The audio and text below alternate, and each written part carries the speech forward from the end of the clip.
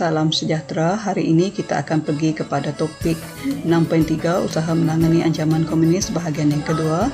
Hari ini kita akan fokuskan kepada beberapa subtopik kecil. Yang pertama, pendaftaran kebangsaan, rancangan BRICS, tawaran pengampunan, kempen bulan rakyat melawan penjahat, dan yang kelima, perintah berkurung. Di bawah Undang-Undang Darurat, kerajaan memperkenalkan sistem pendaftaran kebangsaan dan penggunaan kad pengenalan pada 23 Julai 1948 bagi mengawal pergerakan penduduk. Langkah ini diambil untuk memudahkan pihak keselamatan membezakan orang awam dengan komunis. Di bawah peraturan tersebut, setiap lelaki, wanita dan kanak-kanak yang berumur 12 tahun dan ke atas dikehendaki mendaftarkan diri dengan pihak berkuasa. Orang awam dikehendaki membawa kad pengenalan ke mana-mana sahaja. Rancangan BRICS dilancarkan oleh Sir Henry Gurney, Pesuruhjaya Tinggi British di Tanah Melayu pada tahun 1950. Lieutenant General Sir Harold Roddenberry pula dilantik menjadi pengarah operasi. Tujuan utama langkah ini adalah untuk memutuskan hubungan PKM dengan Min Yuen, orang yang membekalkan makanan, senjata, maklumat dan ubat-ubatan kepada PKM. Rancangan BRICS merupakan langkah yang berkesan untuk melemahkan gerakan komunis. Dalam rancangan BRICS, penduduk telah dipindahkan ke kampung baru.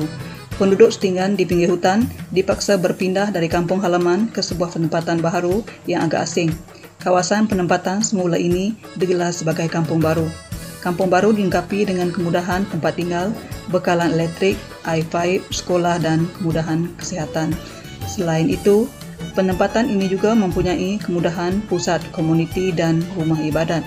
Jawatan kuasa kampung ditubuhkan untuk memelihara dan memperbaik kemudahan di kampung baru itu. Kampung baru juga dipagari dengan kawat berduri dan dikawal oleh Special Constable.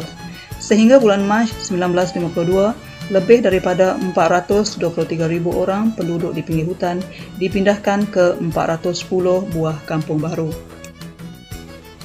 Perintah berkurung ialah tindakan melarang penduduk keluar dari rumah dalam tempoh tertentu. Perintah berkurung membolehkan pasukan keselamatan menjalankan operasi dengan lebih berkesan. Misalnya pada bulan Jun 1951, penduduk di kawasan Labis Johor dikenakan perintah berkurung untuk membolehkan pasukan keselamatan menjalankan operasi memburu komunis.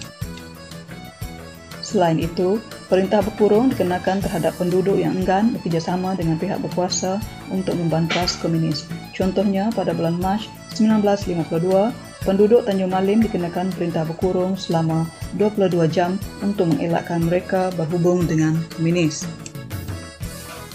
Pada 22 Disember 1949, Majlis Perundangan Persekutuan mengisytiharkan kempen bulan rakyat melawan penjahat. Penduduk berbilang kaum diseru supaya mendaftarkan diri secara sukarela dengan pihak berkuasa.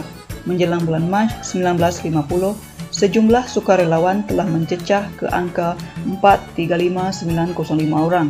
Sukarelawan ini terdiri daripada penduduk lelaki dan wanita daripada pelbagai sektor termasuklah golongan profesional. Kempen tersebut berjaya melibatkan rakyat berbilang kaum yang bekerjasama menentang komunis. Pelaksanaan kempen tersebut dapat menggalakkan interaksi dan mengeratkan hubungan antara kaum. Pada 6 September 1949, Sir Henry Gurney mengisytiharkan pengampunan kepada komunis supaya menyerah diri. Setiap hari, Radio Malaya menyiarkan syarat tawaran pengampunan. Poster juga ditampal di merata-rata tempat. Sebanyak 40 juta risalah dan 12 juta pas pengampunan diedarkan dalam bahasa Cina, Melayu dan Tamil. Penyebaran risalah ini dilakukan dalam pelbagai cara, termasuklah disebarkan melalui pengangkutan udara. Iklan dan wayang gambar digunakan untuk membantu penduduk membujuk anggota komunis supaya menyerah diri. Berikut tadi merupakan beberapa rancangan yang telah dilakukan oleh pihak berkuasa dan juga rakyat untuk menangani ancaman komunis. Berjumpa lagi kita di satu topik yang lain pada waktu yang akan datang. Terima kasih.